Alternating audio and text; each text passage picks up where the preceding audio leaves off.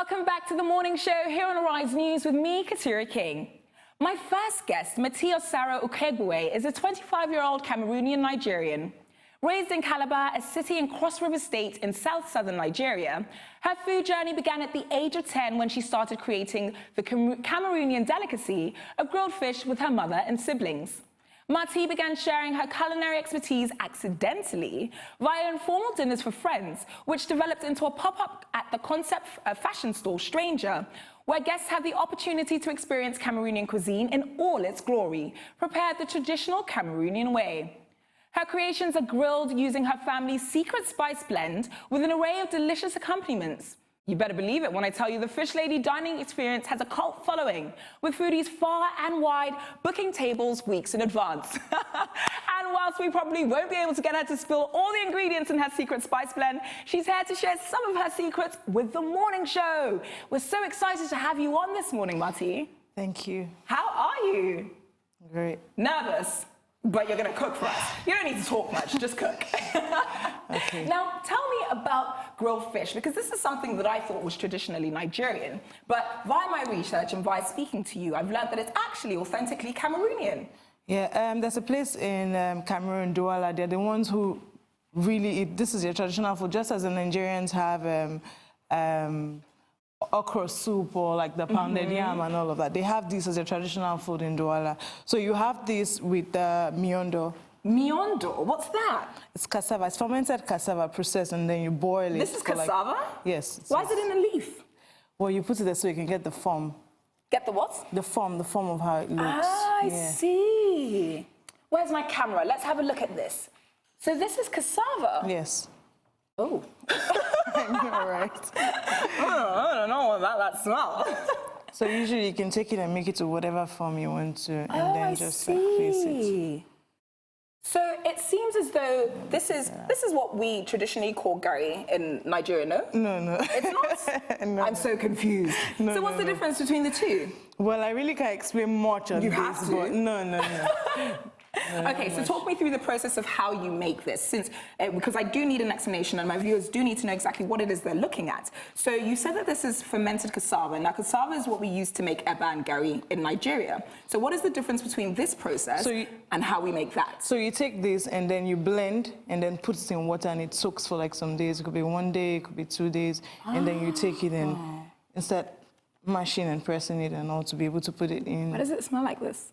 Cassava. It's cassava. It will smell like cassava. It will definitely smell like cassava. So what is this leaf that you've wrapped it in?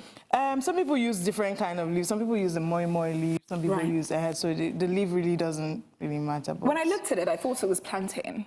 Oh, no, it's not plantain. Okay, so you fermented this, you soaked it in water for a few days, you put it in the leaves to gain this shape, and then you've rolled it up into this. You boil it. Oh, you boil it first? You boil it for like 15 minutes. Boil it for like 15 minutes, and then comes out, and then you now take it, comes out. Ah, okay, so walk me through the other ingredients on this table. Okay, I'm not definitely going to give you the the recipes for this. These are your family's secret spice blends. Guys, can you believe it? She said she's not giving us the recipe to her secret spice blends. I mean, that is so unfortunate. But will you tell us a few things that are in there? In the spice blend, yes. No. I'll pass on What's the base of it? Is it made from peppers? Is it made from tomatoes? You've got to give us something. There's onions and then there's pepper. So okay, I'll take that's that. basic. All right, okay, what's next? That's basic. Okay, well, the fish, the grilling side is not so bad. So you get the fish and then spice it, cut it, and then spice it. That's after removing the scale and all of that. Okay. So spicing, you have to leave it like usually on the sun so that the spice can go into the fish properly. And then after that, you take it, put this on it, and then roast it. Right, okay. So in traditional Nigerian cuisine, the grilled fish doesn't normally have any sort of sauces on it. So why do you put the sauces on before you grill it in Cameroon? Well, Nigerians also do that, too. Okay. Nigerians also do that, but this actually has to go, I mean, this spice is basically the fish. The fish, you can as well just have it like that, but the spice is what makes it different. Yeah, so you take the spice and It really has to go into the fish. I understand that it has to. I'm asking why. What's the reason behind it? Well, the flavor, it brings it gives you a different flavor. I see. It gives you a complete different flavor. It's the same thing as open coal. Like if you're roasting open coal and roasting with foil, it gives you a different taste, or like baking the fish. I didn't know that. You see, this is what happens when you get a professional griller on the show. Thank you. I've learned something. Okay, so talk to me about your experience growing up, because we know that you started grilling fish with your mother and your sisters from the age of 10. Yeah. Where did this passion come from? Why? How did you realize that this is what I want to do? So I moved to Lagos and I started working for this guy, and I do a 9-to-5 job where, well, whatever the case is, I have a 9-to-5 job with this guy. And then he said, oh, I know your mom runs something like this. Why don't you try it in Lagos? And I said, no, I'm not going to do it. And he kept pushing and pushing. You need to. You know, I said, just try it. So it would be like you tried and then you failed, and then, hey, everybody now knows you failed, but just give it a try. So this is what you made. This is what he tasted, that he said, you've got to go into this professionally. Yeah, I need to go. Wow-wee. Okay, so then what happened? Yeah, so we started it. I first of all got some friends to taste it. Mm-hmm. And then they had a taste, and the bones, everything were all gone. And they're like, you need to really start. And then we started the first day, we got sold out, and then continued like that. Wow. And you're doing so well with this, because like I said, this is something that has developed into a pop-up shop at a concept store called The Stranger Lagos. Now you operate there over the weekend, Fridays and Saturdays, is that Fridays, correct? 5 p.m. to 10 p.m, Saturdays 2 p.m. to 6. You're not even there for the whole day, and look at how successful you've become. What's going on? I mean, clearly, I want to grow fish for a living. My goodness, right? And every day, every weekend, you are consistently sold out. People are booking these tables so far ahead in time. What do you think it is about your fish that is so special? Well, I think, like I said, the spices actually, because you can literally go anywhere and have fish in Lagos, but the spice is what differentiates it. That's why you're not giving us the recipe, have you? Yes, that's why. Is it fair? That's why I don't want to give you everything, so I already told you. You gotta keep your secret safe. It's like KFC. The secret spices that go into the chicken combo. This is why they never give out the ingredients. So we can see some of your dishes on screen now. You were telling me about a typical plantain dish that you normally create, and we can see that on the side of the plate there. Tell me about the process of creating that. Okay, so you get the plantain, peel it, cut it and put it in the pot, put water, it boils. And after boiling, put it in a hot fry, deep fry. You fry, you take it out and mash it. With your hands? No, well, there's actually something we use to like mash. Something you can actually use a rolling wood, or you can actually use like this thing we use to mash it. And then after that, you take it, fry it, and then like change sides and then bring it back. So what did you say it was called again? Matoke? No, it's called plantain tape. Tape. I feel so cultured when I speak. Plantain tape. All right now. So you mentioned some of these other accompaniments that go with the fish dish traditionally in Cameroon. Have you had to modify it for the Nigerian palates? Well, the thing I modified about it is actually add maybe roasted plantain and fried plantain. But usually it's usually bobolo and miondo. Bobolo is actually the bigger size of this one. Nothing changed. It's just a bigger one. So why is it called a different name? Well, I don't know.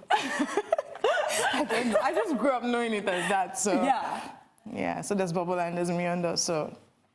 And you've only been working or operating as the fish lady for the past 5 months. Yeah.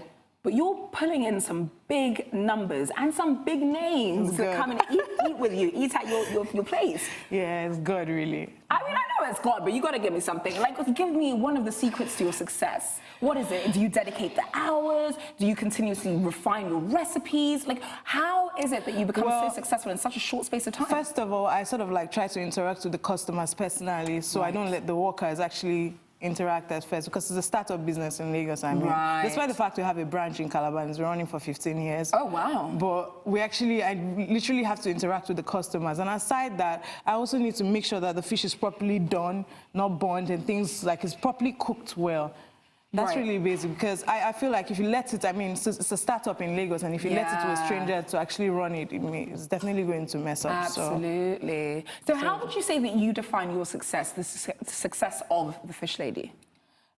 It's been great, because actually, I mean, I didn't want to start in the first place. I didn't even know it was going to do so well. My boss just kept on saying, you have to do it. Yegwa would say, do it, you have to do it. If you do it and you fail, then fine, but you really have to do it. So I didn't know it was going to be like this. And at some point, I get scared. I'm like, it's blowing up so much. There was a time where we had a customer, Kemi, who came in and she was like, what happens if so many people come up and you can't control the crowd. I say, well, I'll just tell them, I'm like, I'm so sorry, maybe you can come next time. Or there's really... So, but for now, we're actually trying. We're really But people trying. they're booking these tables, so you're able to control these numbers somehow. I know how to actually. But people do still turn up, try and walk in. It's good. Sometimes there's music, sometimes there's no music, so they don't get to stay. If there was music the whole time, then they'll literally stay the whole... No music, no Wi-Fi, eat your food and go. I know, right?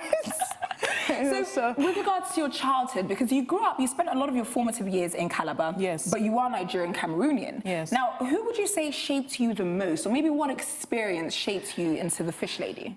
Well, lifestyle, culture, Nigeria, but for food, Cameroon. Yeah, for food. So my mom actually did a whole lot of work.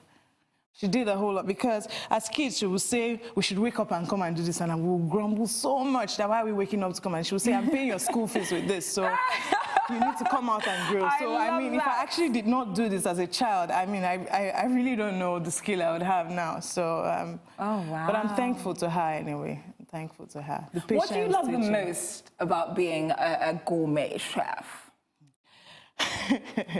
When I'm usually, first of all, I won't say it's interacting with the clients because I'm usually very shy most of the time to talk to them. So, but grilling actually, the main process itself, grilling.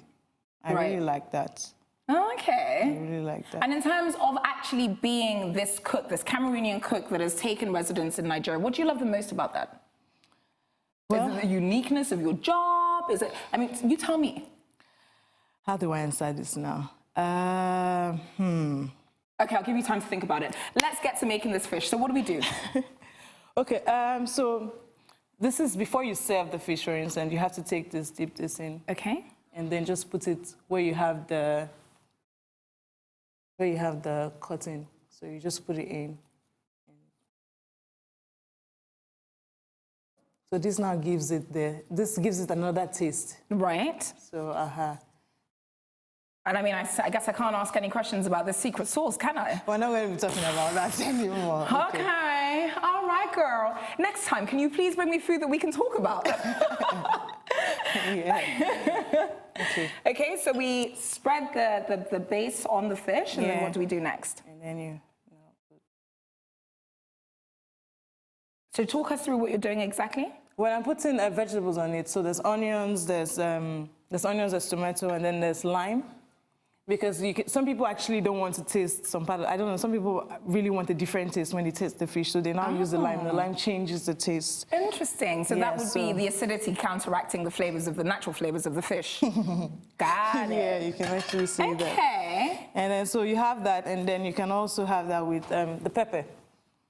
Right. So she you do finally this told us what's in one of the sauces. Wow. No, but I feel so honored. We got pepper out of her, guys. You know, but you don't have this and they have pepper. We don't actually grill. Cameroonians don't grill fish and put pepper on top of the fish. They grill it like that. And so the pepper is on the side. You now have the pepper. That's like in Ghana as well, when you have your traditional banku and tilapia. Well, I'm looking forward to going to Ghana, but I haven't been to Ghana, so I really don't have an idea about that. Anyway. You know, we're going to talk later on about the differences between Francophonia and Anglophonia in West Africa, because there's lots of differences in the cuisine. And I guess that was based upon colonization, but we'll delve into that later. Now, for those of my viewers that want to keep up to date with you, want to know when you're throwing your next event, how can they do that? Well, I'm on Instagram, @D_fishlady.